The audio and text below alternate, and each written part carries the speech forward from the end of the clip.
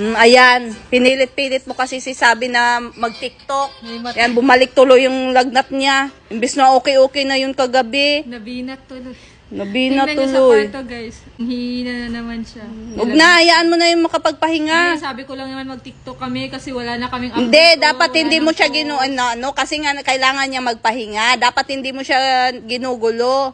Kaya yan, tingnan mo, bumalik Sabi yung niya, lagnat. gusto din naman daw niya mag-TikTok kasi namimiss na daw din niya yung mga fans namin. Gusto nila mag-TikTok niya kami, kaya Hindi, pinilit mo. Narinig ko kagabi, pinilit mo. Sabi ko, wag. Di ba sinabihan kita, wag. Kailangan magpahinga ni Sabi. Wag mo munang pag-TikTokin.